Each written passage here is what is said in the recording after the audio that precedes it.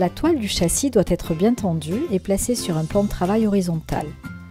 Il est conseillé pour les châssis disposant de clés de les positionner dans les fentes prévues à cet effet.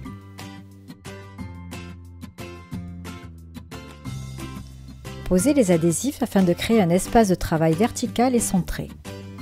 Appliquez le gel de texture sable blanc sur toute la surface en créant des reliefs.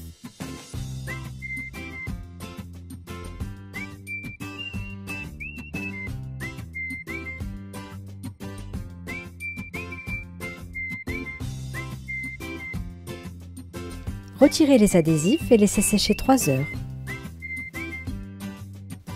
Redéfinir un espace carré au centre de la toile à l'aide de l'adhésif.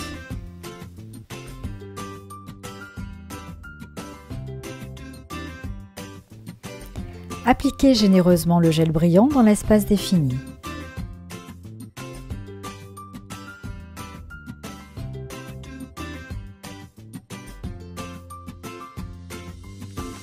Retirez l'adhésif et laissez sécher 6 heures pour un séchage à cœur.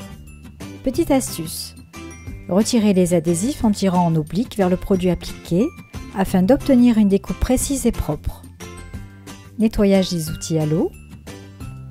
Préparez des mélanges avec le médium éclaircissant et la même couleur vitrail afin d'obtenir un éventail de nuances bleues. Versez les mélanges et à l'aide d'un spalter, étirez la couleur en créant des zones plus ou moins denses. Suivant la porosité de l'auxiliaire, la même couleur donne des effets différents et crée une richesse de densité et de profondeur.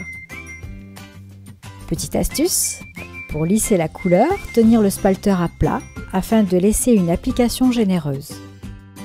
Laissez sécher en surface 1 heure.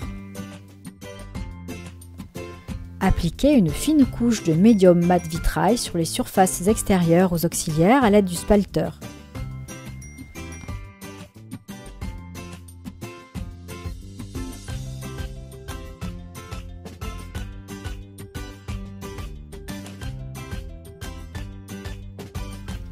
Laissez sécher 12 heures. Nettoyage des outils à l'essence minérale inodore. Dès le séchage, le contraste mat brillant apparaît. Précaution, ne jamais appliquer le médium sur une surface sèche à cœur car le solvant du médium risque de redécoller la couleur sèche.